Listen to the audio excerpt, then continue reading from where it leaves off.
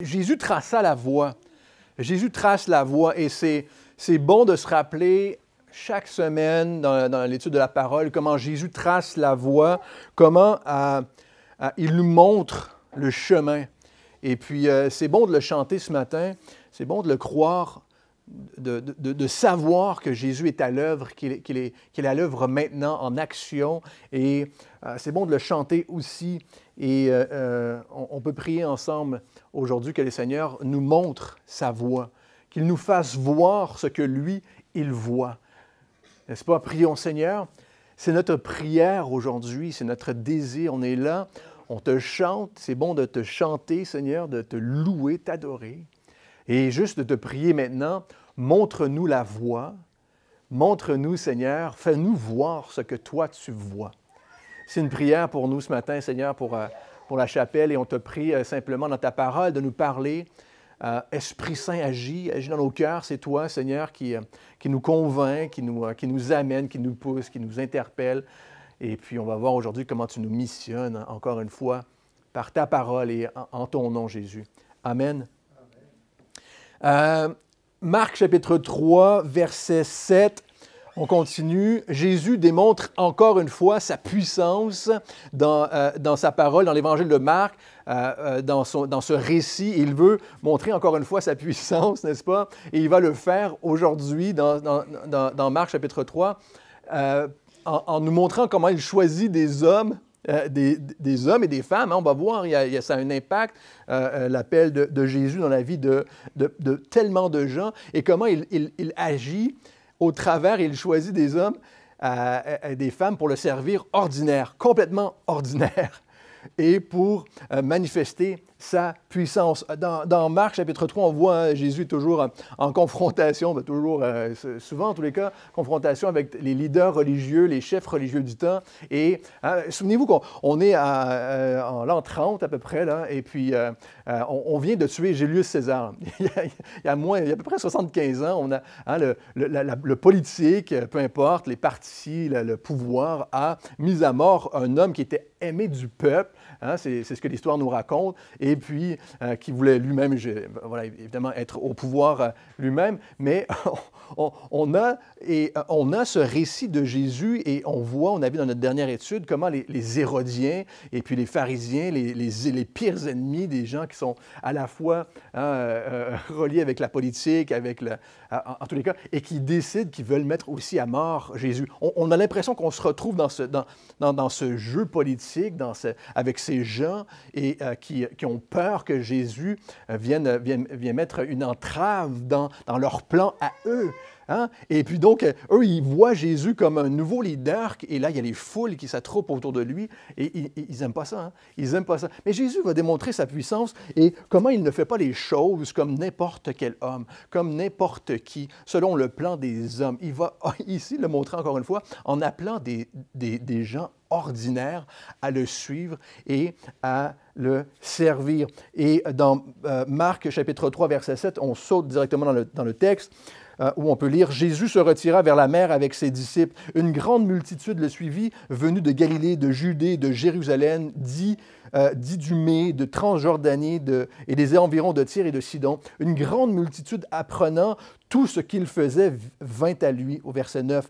Il dit à ses disciples de tenir à sa disposition une petite barque afin de ne pas être pressés par la foule. En effet, comme il guérissait beaucoup de gens, tous ceux qui avaient des maladies se jetaient sur lui pour le toucher. Les esprits impurs, quand ils le voyaient, se prosternaient devant lui et s'écriaient « Tu es le Fils de Dieu ». Mais il leur recommandait avec beaucoup de sévérité de ne pas le faire connaître. Au verset 13. Il monta ensuite sur la montagne. Il appela ceux qu'il voulut et ils vinrent à lui. Il en établit 12 pour les avoir avec lui, pour les envoyer prêcher avec le pouvoir de chasser les démons.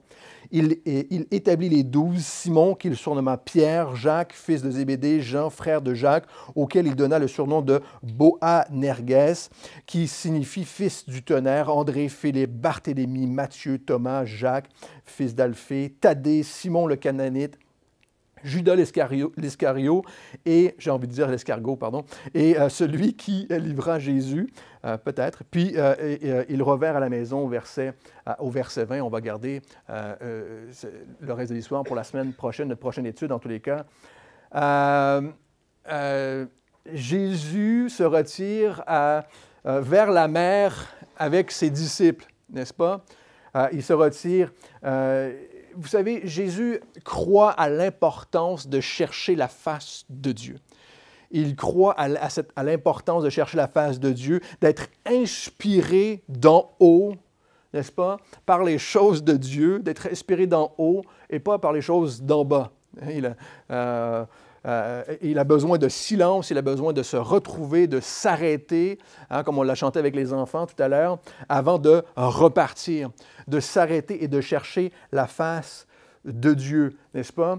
On fait ça le matin, nous on a fait ça, on arrive à le faire quelquefois, de prier, s'arrêter avant que le service commence, ici le dimanche, en semaine, on veut s'arrêter pour prier aussi, mais dans nos temps personnels, n'est-ce pas, on s'arrête pour prier dans Luc chapitre 6 qui nous parle aussi de ce moment, nous dit Jésus se rendit à la montagne pour prier spécifiquement. Et il passa toute la nuit en prière devant Dieu.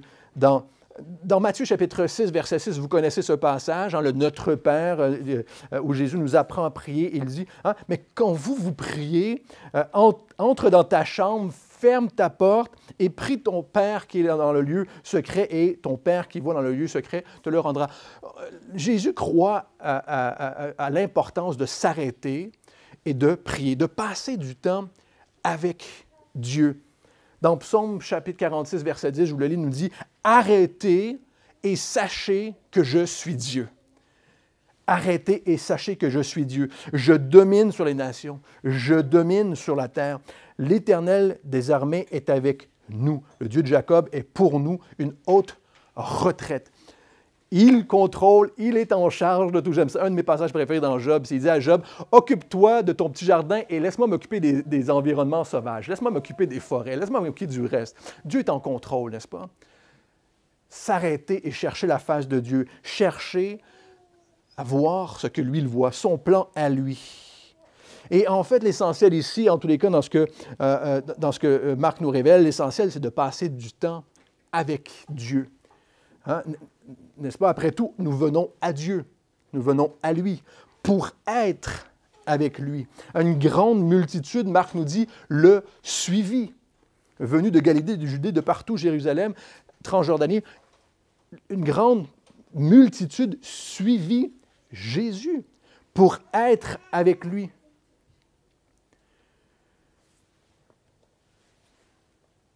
On pense qu'il y avait peut-être 50 000 personnes. Les commentaires bibliques pensent qu'il y avait peut-être une multitude de plusieurs dizaines de milliers de personnes à ce point-ci qui suivaient Jésus. Premier étonnement des foules, puis on le voit dans l'Évangile de Marc, l'étonnement que les gens ont, l'étonnement des chefs religieux, n'est-ce pas? C'est que, et c'est important pour nous de comprendre ça ce matin, c'est que le salut est donné aux nations. Le salut, à ce point-ci, est donné, et c'est d'une importance capitale, est donné à toutes les nations. On va voir avec les hommes que Jésus va appeler, rapidement, l'Évangile, le message de l'Évangile va se répandre bien au-delà de Jérusalem, bien au-delà de la Palestine et l'Israël moderne. Il va aller dans toutes les contrées du monde. Les gens s'étonnaient. Et tout le monde de partout venait. Et ceux qui étaient de là, les Juifs, s'étonnaient de voir tous ces gens-là venir de toutes les nations. Peu importe, frères et sœurs, peu importe d'où nous venons, où nous allons, nous suivons Jésus, n'est-ce pas? J'espère que vous êtes avec moi ce matin. Peu importe d'où nous venons ou où nous allons, nous suivons Jésus. Et ce que l'on fait, n'est-ce pas, lorsqu'on vient à Dieu, c'est d'apprendre de lui.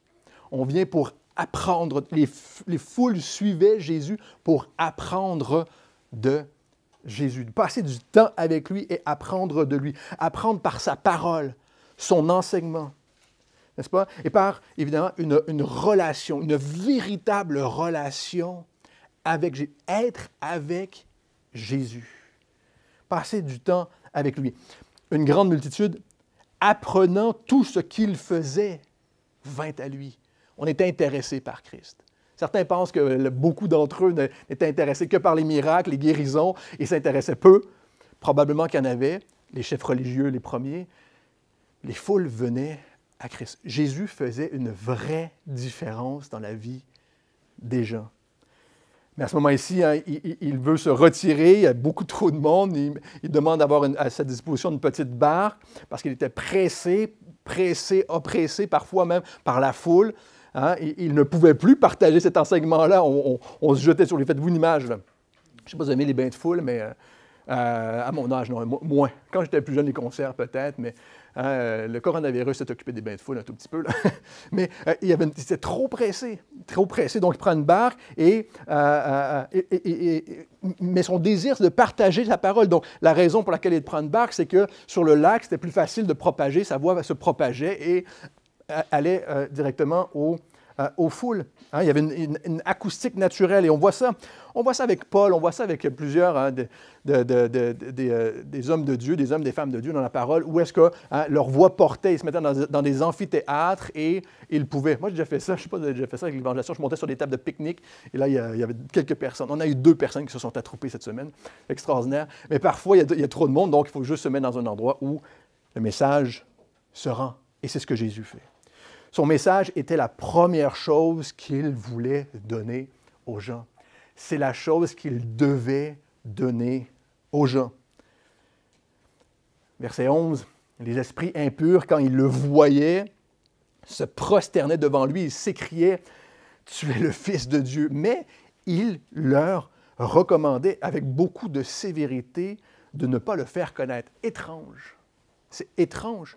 Mais c'est important à ce point-ci, et c'est là où on comprend que dans la foule, il y avait certainement des gens qui étaient curieux, qui voulaient savoir, qui voulaient être guéris, qui voulaient voir des miracles, qui voulaient voir des choses, mais les pharisiens savaient qui était Jésus, on l'a vu dans nos dernières études, savaient qui était Jésus. Les démons aussi. Les démons aussi savent qui est Jésus. Un commentaire biblique dit, ils voyaient seulement comment Jésus était leur destructeur et non leur sauveur. Ils savaient qui il était, mais pour eux, il était leur destructeur et non leur sauveur. Pour quiconque, Jésus est l'un ou l'autre. Ton sauveur ou ton destructeur. Il vient pour te sauver ou pour être une entrave dans tes plans personnels. Pour quiconque. Il n'essayait pas de mettre les gens de son côté. On sait que Jésus n'a jamais fonctionné de cette manière. Hein? Il n'y avait pas de parti politique, il n'y avait pas un message redondant là, juste pour accrocher les gens. C'était pas son, il n'y avait rien à promouvoir, Jésus. Là. Mais les gens devaient faire un choix pour eux-mêmes. Un choix personnel pour eux-mêmes, de suivre Jésus. De suivre Jésus, de simplement mettre sa foi en Jésus. Dans Jean chapitre 8, verset 26, vous pouvez tourner. Jean chapitre 8, verset 26 nous dit que Jésus leur dit hein, aux foules avec qui il était, « Quand vous aurez élevé le Fils de l'homme, alors vous connaîtrez que je suis et que je ne fais rien de moi-même, mais que je parle selon ce que le Père m'a enseigné. » Jean chapitre 8, verset 29. « Celui qui m'a envoyé est avec moi. Il ne m'a pas laissé seul parce que moi, je fais toujours ce qui lui est agréable. » 2 choses ici. La raison pour laquelle Jésus ne veut pas que les esprits impurs, que ceux qui sont guéris, et à plusieurs reprises, il le fait régulièrement, hein, et avec sévérité, ne veut pas qu'il ait, parce que les gens doivent comprendre quelle est la mission de Jésus. Quelle est la mission de Jésus? Les gens sont appelés à mettre leur foi en lui et son œuvre à la croix. Il dit, « Lorsque vous m'aurez élevé, vous comprendrez qui je suis et ce que je fais. » Lorsque je serai crucifié. Mettre sa foi en Christ, sa mort à la croix et sa résurrection. Et il nous dit que c'est la volonté de Dieu. C'est la volonté de Dieu. Et on voit que Jésus va avancer de cette manière et on le revoit. Jésus le répète tout au long de sa vie. Évidemment, même quand il était tout jeune, on sait peu de choses de lui quand il était tout jeune, mais il dit, ses parents le cherchaient, vous vous souviendrez, quand il avait 12 ans, il était parti, il était rendu au temple, et il dit, mais t'étais où? Je fais la volonté de mon Père. Je fais ce que Dieu me demande de faire. Et il va le répéter tout au long de sa vie, jusqu'à sa mort. Il va dire, avant sa mort, non pas ma volonté, Seigneur, mais ta volonté. Non pas ma volonté, mais ta volonté. Marc, chapitre 3, verset 13, Marc continue. « Et il monta ensuite sur la montagne, il appela ceux qu'il voulut, et ils vinrent à lui. Il en établit 12 pour les avoir avec lui, et pour les envoyer prêcher avec le pouvoir de chasser les démons. »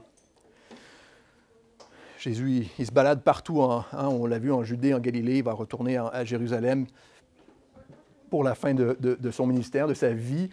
Et il était dans une barque, il balade sur le lac, il va à la montagne. C'est comme des épisodes, c'est des épisodes d'un magazine de sport, son truc. Il faut le suivre, Jésus, parce qu'il est à la montagne constamment, il dort dans les parcs. Là, c'est une vie intéressante, mais il va de ville en ville.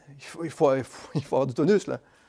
Nous, on fait de l'évangélisation, la semaine, on reste à la même place. Et on attend que les gens viennent à nous. Mais Jésus va vers les gens constamment. Constamment. Il va vers les gens. Ensuite, il montait la montagne. Après avoir passé une nuit de prière, il allait appeler les 12 apôtres, n'est-ce pas, à le suivre, il allait les nommer. Et évidemment, Jésus, avant de prendre une décision comme celle-ci, il prend une nuit de prière. Il s'arrête et il en parle à Dieu. Il remet ça devant Dieu. Il cherche sa face. Il va choisir 12 hommes pour l'accompagner et œuvrer auprès des gens. C'est à ce moment, dans Matthieu chapitre 9, verset 36, je vous le lis, où Jésus, à ce moment, il dit ceci. « À la vue des foules, Jésus eut compassion. » Encore une fois, Jésus eut compassion, car elles étaient lassées et abattues, comme des brebis qui n'ont pas de berger. Alors il dit à ses disciples, « La moisson est grande, mais il y a peu d'ouvriers. Priez donc le Seigneur de la moisson d'envoyer des ouvriers dans sa moisson. » La manière pour Jésus de choisir ses disciples, ses apôtres ici, mais il le refera, il se retire. Il se retire, il passe du temps en prière avec le Père, et ensuite il va à la montagne, n'est-ce pas, et il appelle ceux qu'il veut. Et c'est une leçon pour nous, c'est important pour nous de nous souvenir. Si Jésus a besoin de se retirer, de prier, de demander à Dieu, n'est-ce pas, sa volonté pour des décisions comme celle-ci, à combien plus forte raison, nous, on en a besoin lorsqu'on prend des décisions, lorsqu'on a des décisions à prendre dans nos vies, lorsqu'on bouge, lorsqu'on veut le servir, n'est-ce pas, on a besoin du Seigneur, de chercher la face de Dieu de cette manière-là, de chercher la face de Dieu constamment. Combien de fois on peut faire des erreurs nous-mêmes parce qu'on fait les choses par nos propres décisions, n'est-ce pas? On sait où on s'en va, on connaît notre plan, on sait ce qu'on veut faire et on y va, quoi. C'est la manière dont Jésus prend les décisions. Il va faire baigner tout ça dans la prière constamment. Et j'espère que ça fait partie de votre vie, ça fait partie de votre vie de vous arrêter. Une nuit de prière, un temps, un moment, n'est-ce pas? Jésus a fait ça une nuit. On a peut-être besoin de 2, nous. Une semaine tranquille à prier. On a besoin de temps avec Dieu pour qu'il nous enseigne. On a besoin de temps avec Dieu pour qu'il nous dirige. C'est un fait. Proverbe chapitre 3, verset 5 nous dit « Confie-toi en l'Éternel de tout ton cœur et ne t'appuie pas sur ton intelligence. Reconnais-le dans toutes tes voies et c'est lui qui aplanira tes sentiers. » S'arrêter, prier, attendre la direction de Dieu. Plus facile à dire qu'à faire, comme d'habitude, n'est-ce pas? Jésus a passé du temps avec Dieu et maintenant il passe du temps avec eux. Et eux passent du temps avec Jésus. Jésus appelle ceux qu'il veut. C'est ce que Marc nous dit. Il a appelé, mais il les appela. N'est-ce pas? Il y a un appel pour leur vie. Être appelé, être désiré, être appelé par Jésus, hein, ce n'est pas forcé. Ce n'est ni forcé, c'est un appel. Dieu est un Dieu tendre, un Dieu d'amour, n'est-ce pas, qui ne nous force jamais la main. On a un Dieu qui prend soin de nous, qui nous accompagne. Et ce n'est pas forcé et ça vient de lui, par contre. C'est son plan à lui. Et nous, on veut faire sa volonté. Et il nous appelle à lui, n'est-ce pas? À venir à lui, à être avec lui. Et c'est quelque chose qu'on peut oublier, je pense, facilement, peut-être même régulièrement. On peut être pris au piège dans le faire. On doit faire des choses, on doit faire des choses. Il y a toujours quelque chose à faire, on doit accomplir quelque chose, on a l'impression qu'on doit accomplir quelque chose. Mais d'abord et avant tout, souvenons-nous de ceci, Jésus nous appelle à lui. Il nous appelle à lui. Il nous appelle à avoir une vraie relation. Il faut savoir ce que c'est que d'avoir une relation personnelle avec Jésus. On passe notre temps à dire ça. Non, nous, on ne parle pas de religion, on parle d'une relation personnelle avec Jésus, n'est-ce pas? Mais ça veut dire qu'on peut passer du temps avec lui. Passer du temps, hein, Jean chapitre 17, verset 3 nous dit « Or, la vie éternelle, c'est qu'ils te connaissent, toi. » C'est de te connaître, c'est d'être avec toi, le seul vrai Dieu et celui que tu as envoyé, Jésus-Christ. Connaître Jésus, pas juste connaître au sujet de Jésus. Hein, c'est notre culture, ça, on vit dans notre culture ambiante, on connaît, on a entendu parler de Jésus, on voit le film Pâques, la crucifixion, la résurrection, tous les ans passés. Je ne sais plus si en France on voit ça, là. Mais on entend, on parle de Pâques, hein, on appelle ça sécularisé, on a les fêtes, Noël, tout ça, on connaît, on a entendu parler de Jésus. Mais est-ce que tu connais Jésus? Parce qu'il veut se faire connaître à toi. Jésus veut avoir une vraie relation personnelle avec toi, pas que le dimanche, n'est-ce pas? Mais dans chaque décision, afin qu'on puisse lui remettre, lui permettre de nous aiguiller, nous permettre de lui faire confiance, comme Jésus le faisait avec le Père. Jésus passe du temps en prière et il nous montre la voie de cette manière-là, n'est-ce pas? Ensuite, il cherche des hommes qui vont le suivre et qui vont partager la tâche avec lui. Et à ce point-ci, on voit les leaders religieux critiquent Jésus, mais ils critiquent aussi ceux qui servent Jésus. Ah, regarde tes disciples, qu'est-ce qu'ils font? Ils mangent des épis de blé d'Inde. Ils mangent du maïs. Ils font des trucs qu'on n'a pas le droit de faire alors qu'ils inventent des lois. Mais on critique, hein, on tatillonne. J'oublie le mot que j'utilisais la semaine dernière, j'ai complètement oublié, je ne savais même pas si c'était... mais ils pinaillent, voilà, ils pinaillaient, les gars. Là. Mais ils cherchent, n'est-ce pas, à critiquer Jésus, mais aussi ceux qui le suivent. Et ils le font encore, évidemment, ils vont le faire encore après que Jésus ait choisi les gars. Hein, sa garde rapprochée, là. Et comme nous, on aime bien l'appeler ici, sa bande de champions. Sa vraie bande de champions.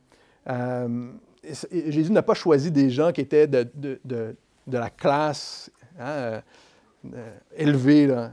Il n'a pas choisi des gens qui avaient du pouvoir, il n'est pas allé chercher les gens qui avaient le plus d'influence, d'argent, peu importe.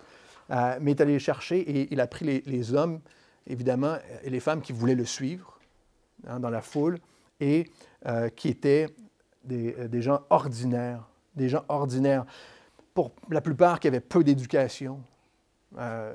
On sait ça. Mais qui se souciaient réellement des choses spirituelles, mais réellement, qui se souciaient de Jésus, de l'enseignement de Jésus, de ce qu'il faisait, de la compassion que Jésus avait pour les autres. Et dans l'Évangile de Marc, on ne peut pas se le rappeler assez souvent, de la compassion de Jésus. Mais ils sont avec Jésus. Et c'est la qualité d'un serviteur, c'est d'être avec Jésus. C'est de passer du temps avec Jésus, de recevoir de son enseignement. Et ce qui était vrai pour ceux qui le suivaient à l'époque est encore vrai pour nous aujourd'hui. On veut suivre Jésus, être avec lui.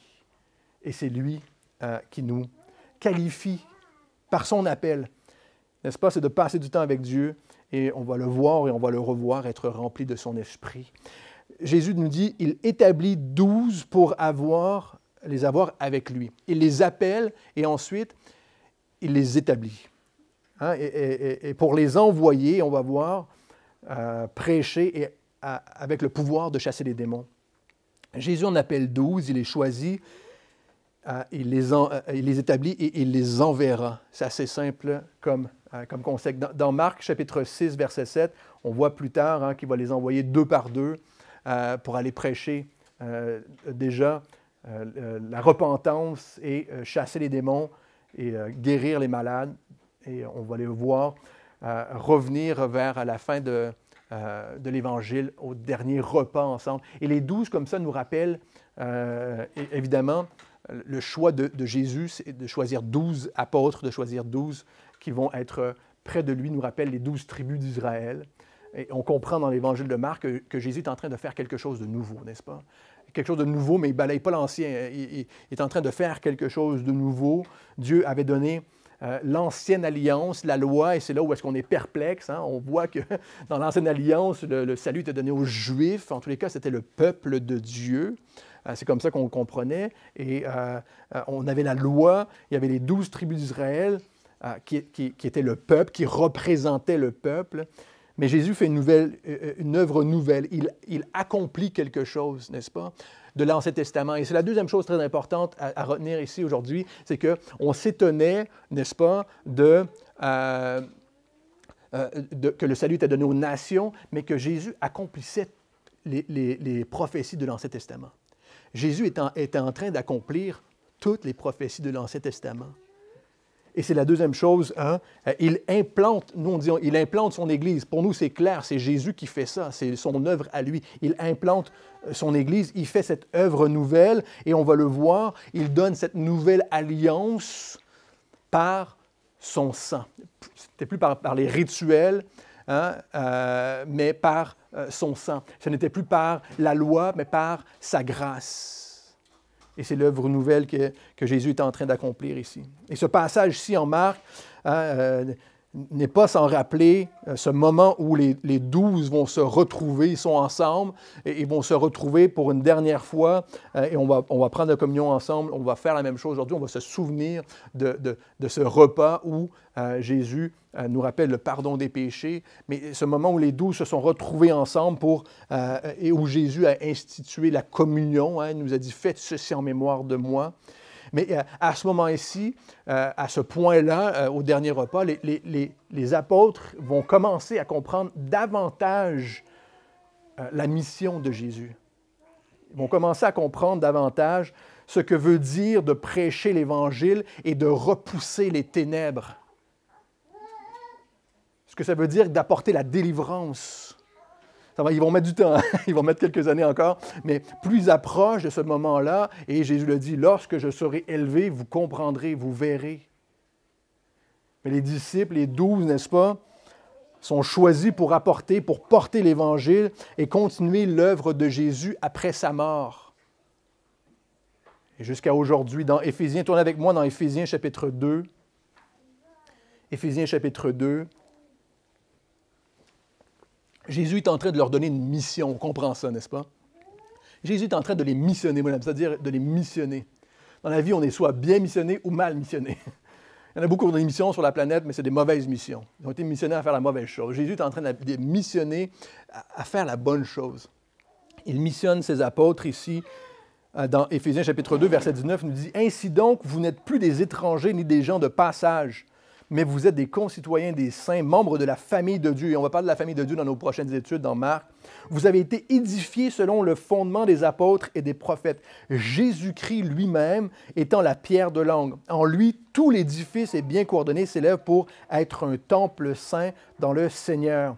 En lui, vous aussi, vous êtes édifiés ensemble pour être une habitation de Dieu en esprit. » Dans Hébreux chapitre 2, verset 3, je vous le lis, nous dit « Un si grand salut qui nous est annoncé d'abord par le Seigneur, nous a été confirmé par ceux qui l'ont entendu, ces apôtres. Dieu appuyant leur témoignage par des signes, des prodiges, divers miracles et par les dons du Saint-Esprit distribués selon sa volonté. » Qui croit que Dieu est encore à l'œuvre aujourd'hui? Qui croit que Dieu a fondé son Église et sur les fondements que les apôtres ont donnés, sur les pères de l'Église, sur les chrétiens et les chrétiennes depuis ce moment-là et jusqu'à aujourd'hui? J'espère que vous le croyez ce matin. J'espère que vous le croyez. Dans 2 Corinthiens, chapitre 12, verset 12, je vous le dis, là, mais je trouve ça très drôle que Paul ajoute à ces qualifications-là, les prodiges, les miracles. Il dit, un apôtre a une patience à toute épreuve. Levez la main, les apôtres. Non, c'est pas nous. Évidemment, ici, Jésus fait une œuvre extraordinaire. Il fait une œuvre extraordinaire.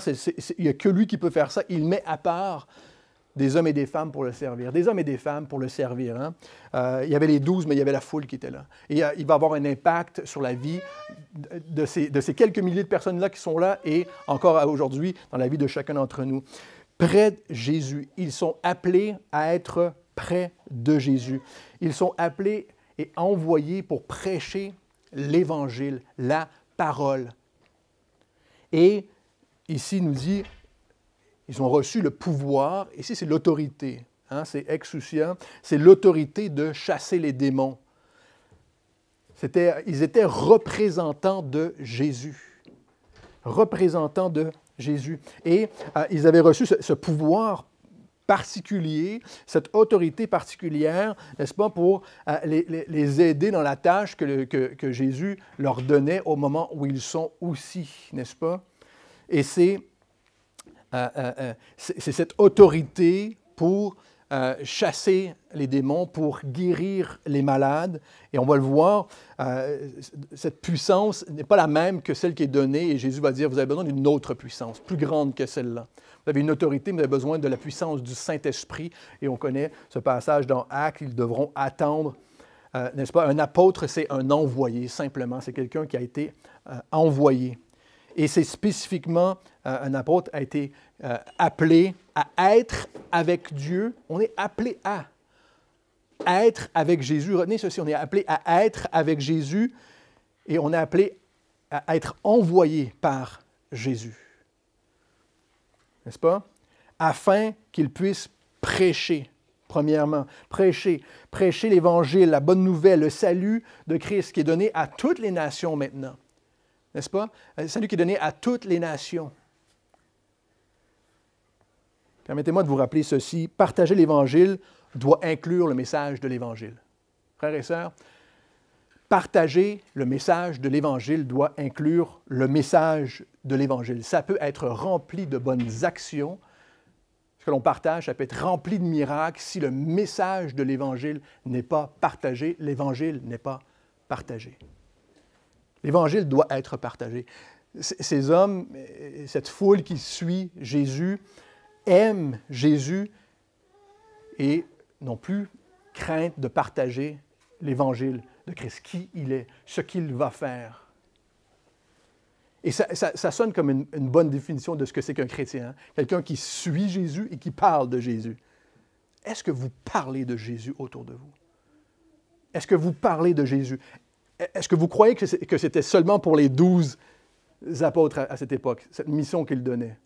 Sinon, est-ce que vous prenez pleinement part à cette mission de parler, de faire de votre vie un témoignage vivant pour Christ? Prêches-tu l'Évangile autour de toi? Et on peut prier que le Seigneur témoigne aussi de sa puissance. On peut le faire, on peut le demander qu'il témoigne de sa puissance par la guérison, par la délivrance. Mais ces deux vont ensemble. Ces deux vont ensemble. On est équipé, hein, pour deux raisons. On est équipé pour prêcher et pour avoir la puissance, pour avoir cette autorité-là. Mais le travail premier de l'Église, de ce que Jésus est en train de faire, et s'il le fait de cette manière, c'est pour lui d'aller dans une barque loin de la foule pour ne pas être touché par lui, pour pouvoir partager son message. Si c'est primordial pour Jésus, ça l'est pour nous aussi aujourd'hui. Et c'est ce message seulement, accompagné de la parole de Dieu, au travers lequel Dieu peut témoigner de sa puissance. J'espère que ça fait du sens pour vous aujourd'hui. Le temps de Jésus était marqué par trois choses importantes. On en a mentionné deux. Et c'est de ces choses ici qu'on s'étonne. On s'étonne de ces choses. Que le salut est donné aux nations, que les dons du Saint-Esprit et les miracles sont à profusion et de l'accomplissement de toutes les prophéties par Jésus. On s'étonne de ça. On a peine à comprendre Les miracles sont à profusion. Jésus donne cette autorité pour guérir, pour chasser les démons, pour repousser. C'est une œuvre de délivrance. Lorsqu'on dit le message de l'ange à Noël, oh, un sauveur t'est né, il amène la délivrance. Cette promesse de l'Ancien Testament sur la guérison, sur les démons, sur la vie, c'est la délivrance. Et c'est le travail que Dieu veut accomplir dans la vie, dans notre vie premièrement, et dans la vie des gens autour de nous. C'est la délivrance. Il y a eu 400 ans sans prophète. Au moment où Jésus est là, il établit ses apôtres. Il y a eu 400 ans de noirceur. On appelle ça le silence. Dans l'histoire, c'est un silence, le silence d'Israël. Il n'y avait pas de prophète. On attendait que Dieu se révèle.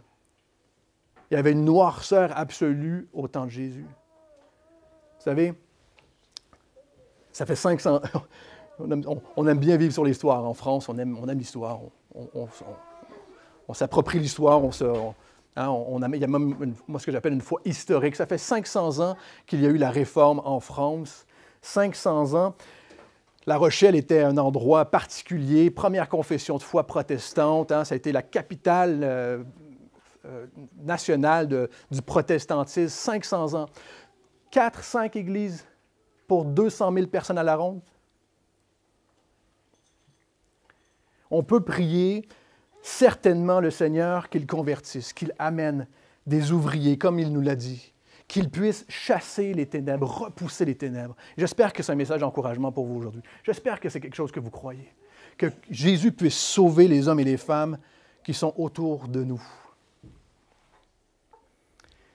Prêcher l'Évangile, enseigner, partager l'Évangile de Dieu sera toujours central à ce que Jésus nous appelle à faire. Sera toujours central. Et le Seigneur veut nous utiliser, mais chacun de nous différemment.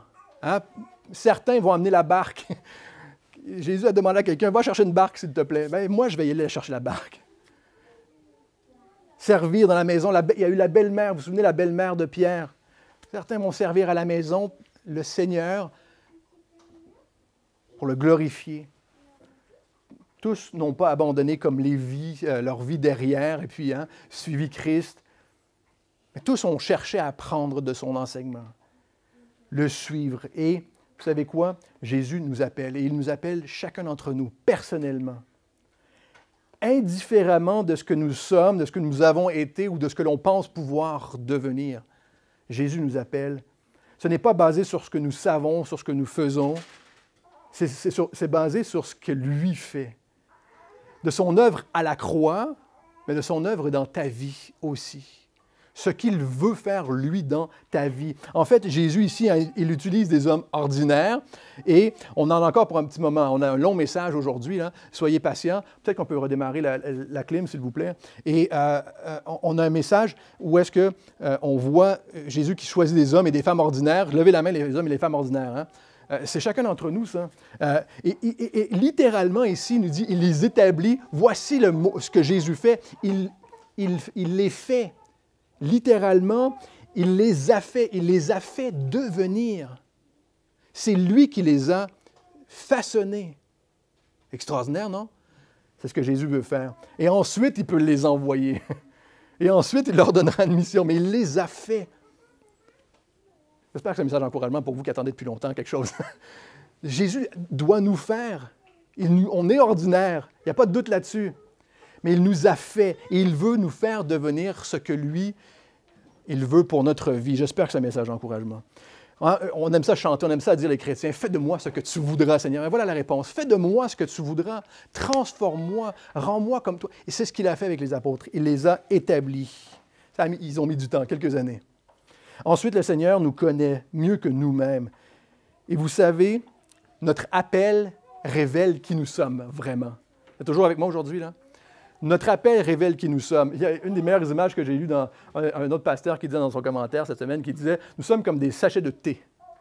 On ne connaît pas la force jusqu'à ce qu'on le mette dans l'eau chaude. » Et là, tu commences à savoir la force ou le goût du thé lorsqu'il est dans l'eau chaude. On est des petits sachets de thé.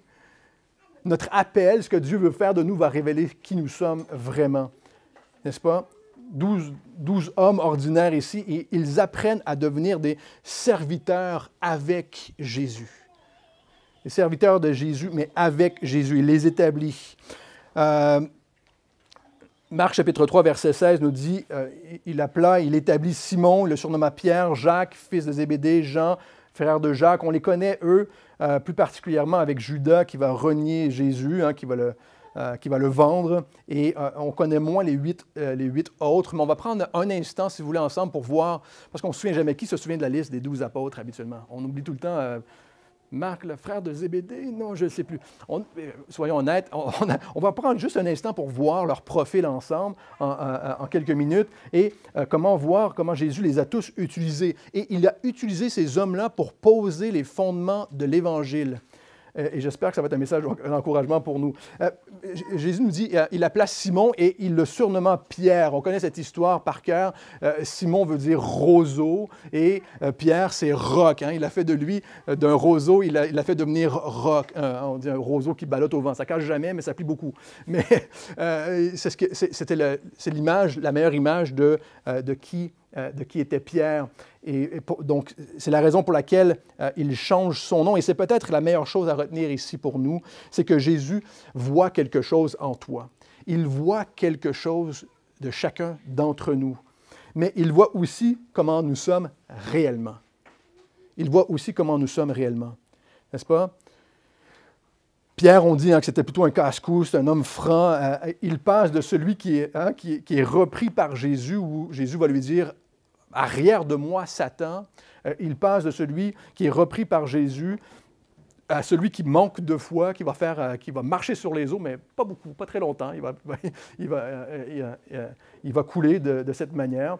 Mais il passe aussi de celui qui sort son épée, qui va couper l'épée à l'oreille d'un soldat, à celui qui va renier Jésus quelques heures plus tard, à celui, et voilà où il a passé du temps avec le Seigneur, à celui où, on nous dit dans Actes chapitre 12, à celui qui va dormir dans la prison, en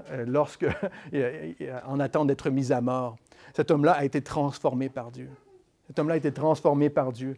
Et on voit que dans sa vie, Pierre, on dit que dans les derniers 9 mois de sa vie, la tradition, c'est les pères de l'Église. Il y a Eusèbe de Césarée qui a beaucoup écrit, dans laquelle j'ai puisé cette semaine. Mais dans les traditions, on dit que dans les derniers 9 mois de sa vie, il a passé 9 mois dans un donjon, là où Paul aurait été aussi. Et près de 50 soldats auraient donné leur vie. Il n'y avait pratiquement pas de lumière. Il y en a qui mouraient juste par les vapeurs qui étaient là. Mais quand les soldats passaient, il a passé les derniers mois de sa vie à prêcher l'Évangile. À prêcher l'Évangile. Ces mêmes écrits nous disent que son épouse a été crucifiée juste avant lui, devant lui. Et la seule chose qu'il lui a dit avant de la voir aller être mise à mort, c'est « Souviens-toi du Seigneur ». J'ai envie de pleurer. « Souviens-toi du Seigneur ». La vie des hommes et des femmes qui sont changées. Rappelle-toi ton Sauveur.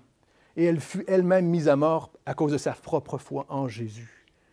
Des gars et des femmes ordinaires qui ont, juste comme vous et moi, qui ont été utilisés par Dieu, transformés, et qui ont transformé la vie des gens autour d'eux, n'est-ce pas?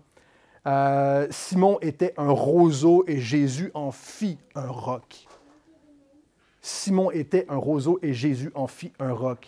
Jacques, fils de Zébédée, Jean, frère de Jacques, auquel on donna le nom de Boanerges, qui signifie les fils de tonnerre. On les connaît un tout petit peu. On les a vus quand Jésus les a appelés. Hein? Mais ces deux hommes, fils du tonnerre, vous vous souviendrez de cette histoire où est-ce que Jésus voulait passer par la Samarie pour aller à Jérusalem et puis il les a envoyés pour aller chercher un endroit où dormir. Et lorsque les Samaritains ont compris qu'ils s'en allaient à Jérusalem, qu'ils n'étaient pas des Samaritains, ils ont refusé et ils sont revenus à Jésus et dit « Est-ce que tu veux qu'on mette le feu au village? » Fils du tonnerre. Est-ce que tu veux qu'on mette des inquisiteurs? On en connaît d'autres, des inquisiteurs dans la foi chrétienne. On peut s'identifier à eux, là. Mais plus tard, dans le livre des Actes, on nous dit que Jean et Pierre iront en Samarie partager l'Évangile, apporter l'enseignement du baptême du Saint-Esprit et ils verront un réveil en Samarie. Heureux de ne pas avoir mis le feu au village, quoi.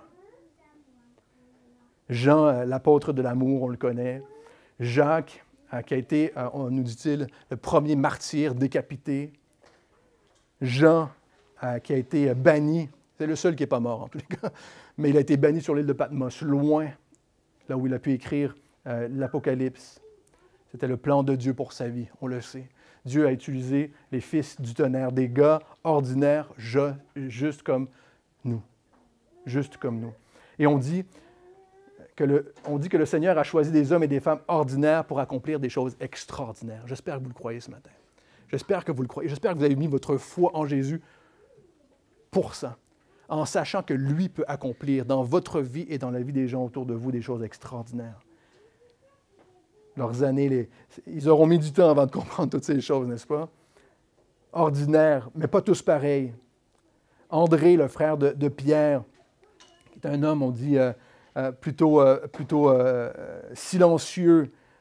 C'est lui qui dira devant la foule, lorsque Jésus voudra nourrir la foule, c'est lui qui dira, on n'a que 5 pains et deux poissons. Mais il amènera beaucoup de gens à Christ. Il amènera beaucoup de gens à Jésus. Philippe, timide aussi, on nous parle de lui, un pessimiste. Devant la foule de 5000 personnes, encore une fois, Jésus va lui demander pour l'éprouver, mais comment allons-nous payer pour tous ces repas? Où achèterons-nous des pains pour ces gens? Et Philippe, il faisait le calcul, il était comme, on n'aura jamais assez d'argent. Impossible. Mais c'est lui qui a amené à Jésus d'autres disciples et beaucoup de Grecs, n'est-ce pas? C'est lui qui amènera l'Évangile en Syrie même.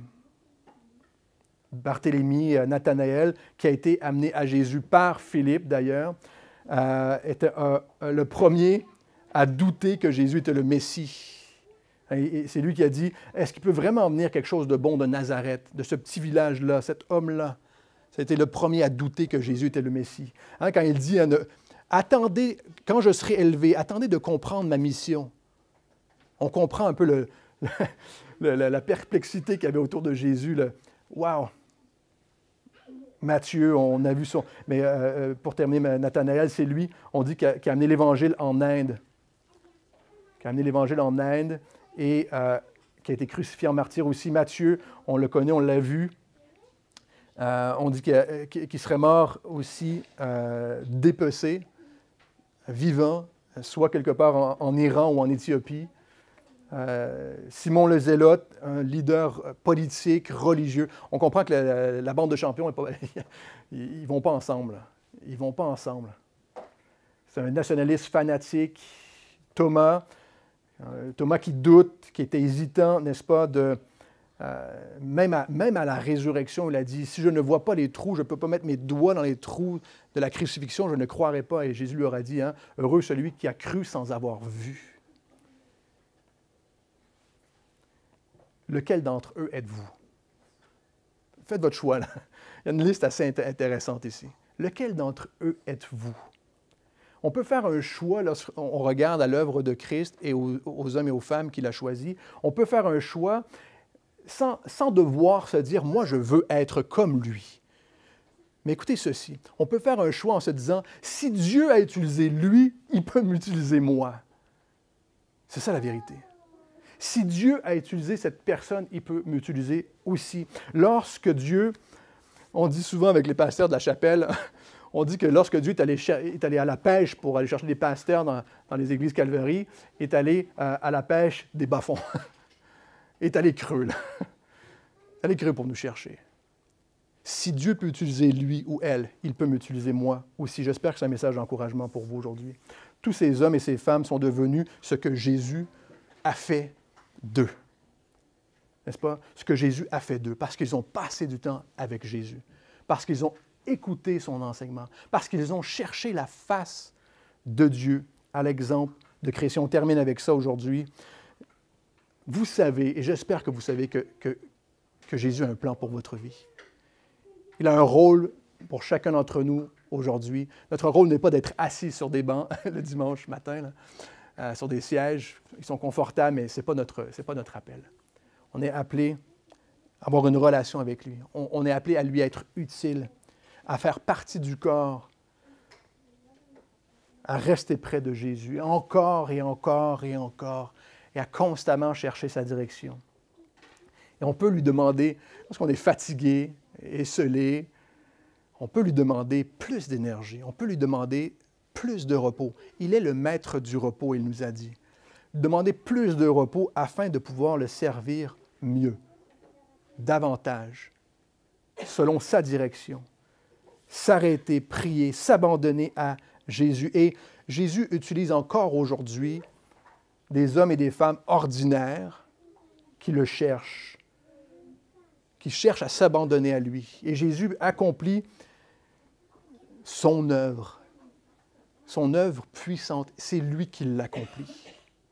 Il transforme des vies, il appelle, il engage nos vies dans sa mission. Mais ultimement, Jésus veut sauver notre vie, sauver la vie de ceux et celles qui ne le connaissent pas, et d'avoir cette vraie relation intime avec lui. Et cette relation intime avec lui est possible seulement par le message de la mort et de la résurrection. On a rencontré un jeune Afghan cette semaine qui nous parlait de sa conversion. Il dit, moi, je crois à un Dieu d'amour. Il dit, je crois à un Dieu d'amour. Il m'a regardé, il m'a demandé, mais est-ce que tu crois vraiment que Jésus est mort et ressuscité?